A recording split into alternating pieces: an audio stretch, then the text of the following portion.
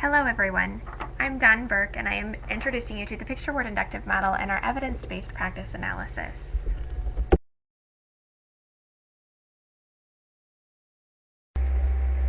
The picture word inductive model, also known as PWIM, bridges the gap from what kids know visually and begins connecting familiar images to written words.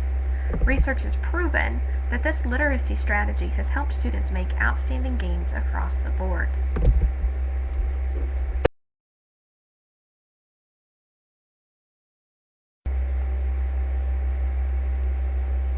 The big picture here, or the takeaway, is that no matter the grade level or the reading ability, PWIM has proven to be beneficial.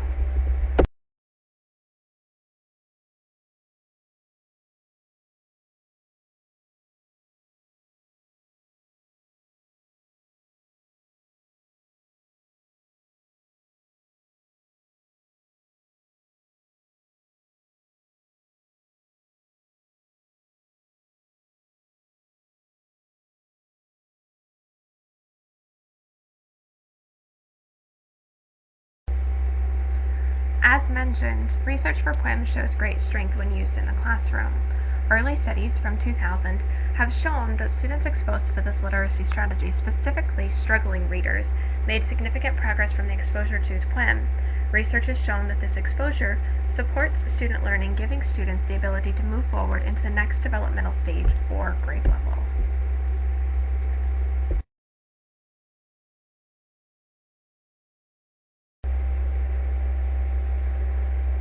Classes in Canada, 1st grade and 4th grade, implemented the use of PWIM to see the significant difference it would bring as a literacy strategy to the amount of gain made throughout the year.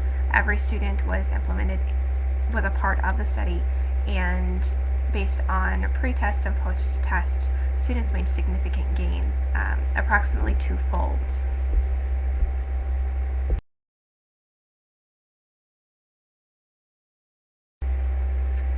The second study conducted was a group of kindergartners that were all enrolled at the same time, just to see what would happen, knowing that no harm could come from it.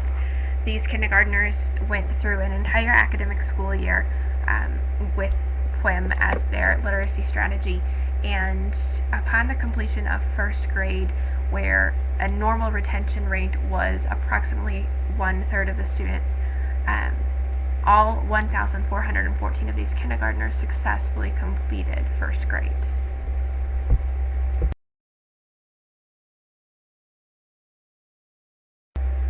By using PWIM as a literacy strategy, this research showed that struggling students and average students turned into successful students.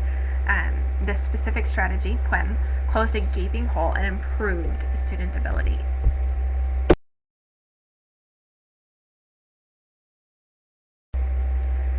As a high school English teacher, you wouldn't think that I would be able to implement PWIM.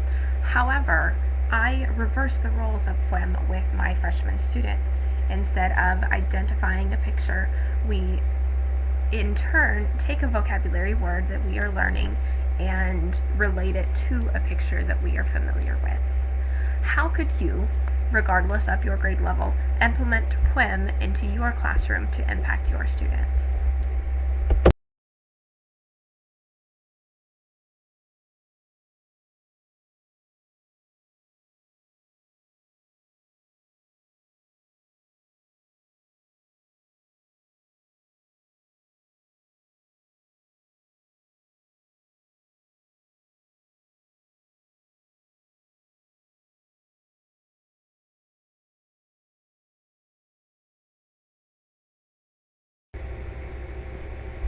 Here are the citations for the research used: 3 inquiries into the picture word inductive model, and learning to read in kindergarten has curriculum development bypassed the controversies.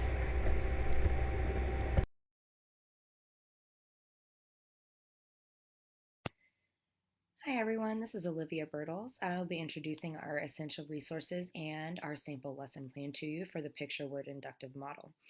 We start off our essential resources with PWIM in 1 minute.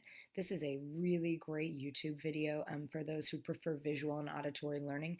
This is something that one could use perhaps at a professional development to sort of introduce picture word inductive model to staff members. with a good example from within a classroom.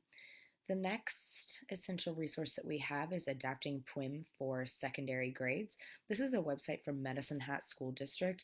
It provides an extensive aligned overview as Poem as it is typically used for primary grades. However, it continues on to inform the reader of how Poem can be adapted and used for vocabulary acquisition in secondary grades. Now, Dawn mentioned earlier some strategies that she's using in her freshman English class, and we will also note in our lesson plan that we've adapted this to fit a sixth grade classroom as well.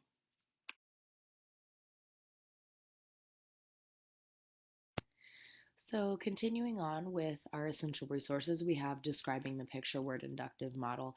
Now, we've already been introduced to Poem through our YouTube video in 1 minute, but this website is going to provide sort of an at-length look at what Poem is, how to implement it in your classroom, and the theories behind it. So, this is a more in-depth exploration of Poem. Next, we have Creating a Piclet. Now, a Piclet is a website that we actually stumbled upon that essentially allows students to create the same product that we'd be creating in the classroom online. So through Piclet, students are choosing a photograph of their choice. It can be from the internet, they can take it on their iPad. Essentially, they upload it into this resource, which then allows them to drag and drop words around that picture, which is exactly what we would be doing using Poem in the classroom. So this is a great sort of basic check for understanding. You could have students take a screenshot and then turn that back into you. Next, we have Using Poem with English language learners. Now, it's a well-known, well-researched fact that ELLs struggle with vocabulary and phonics in L2, which is that second language. So using the picture word inductive model takes sort of a universal language, which is pictures, visuals, and attaches vocabulary to it. So using this, even in that inclusion setting with, native speakers, this could help bolster vocabulary acquisition and visual recognition skills to build that vocabulary with English language learners.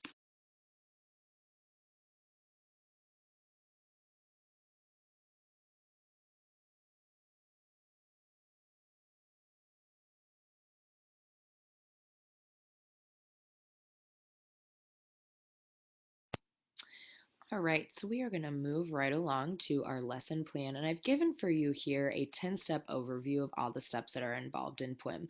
Now, as you can see, this is a pretty extensive process. It's very structured, it's very systematic, and really to do it correctly, one must follow the steps sort of as they're laid out. Now, this is not to say that we can't change things up, that we can't modify it to be used in a different classroom, because as I've noted before, we will be adapting this to be used in a sixth grade classroom when it is typically intended for those primary grades. So our lesson does include the full scope of these steps, and you'll see at length how we implement those coming up in the next slides.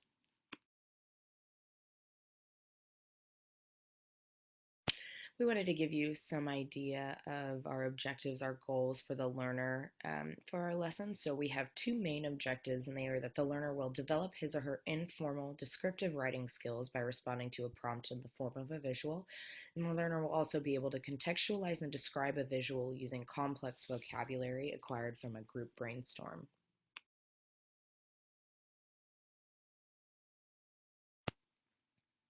So on your screen, you will see a very brief overview of our lesson, and I will explain that more in depth for you, but we kind of wanted to give you an idea of the four main pieces to our lesson.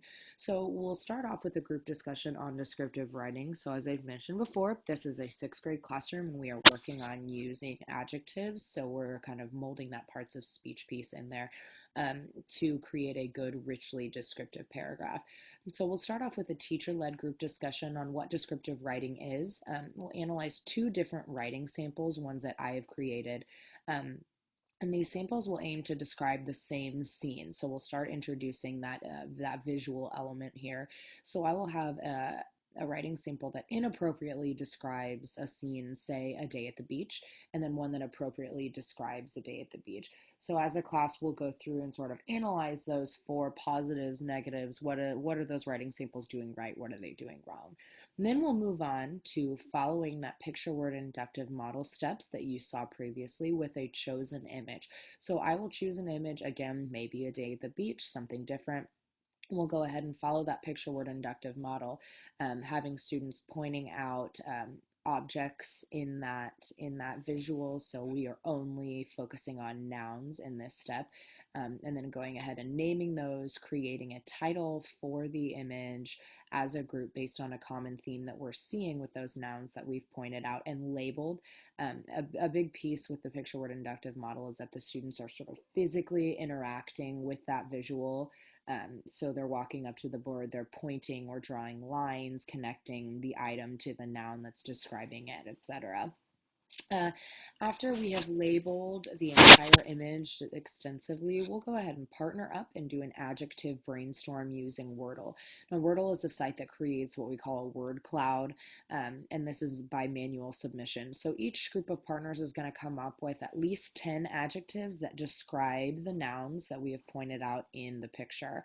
They're going to submit those adjectives to Wordle, which will be broadcast on the board so students can kind of see this happening in real time. Now, Wordle works such that the more a word is submitted into it, the larger it becomes. So we'll be able to see the words that many students are using over and over again. After we create that adjective brainstorm, students will have been exposed to at least 100 adjectives, some of which may be new, some of which may be old, things they've known before. And they're going to use those adjectives after we as a class go through and correct the spelling. So we will make those corrections. We will go back and ensure that we're using them properly and in context. Then we'll break back up into individual work, and students will be asked to construct a 5-sentence paragraph that uses at least 5 of the adjectives that they are seeing. So in this way, we've kind of modified the picture word inductive model, and we've broken it up into pieces a little bit more as opposed to just following through with those 10 steps in order. But as you can see, we're still using it. We're still using all of the steps, and we are using it. So our big takeaway here is that it can be modified even though it's very prescriptive and very structured.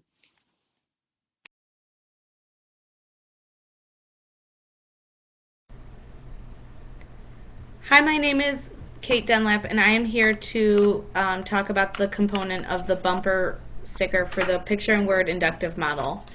The biggest takeaway our group has from creating this bumper sticker is that we were able to think about our model in a way outside of its typical use.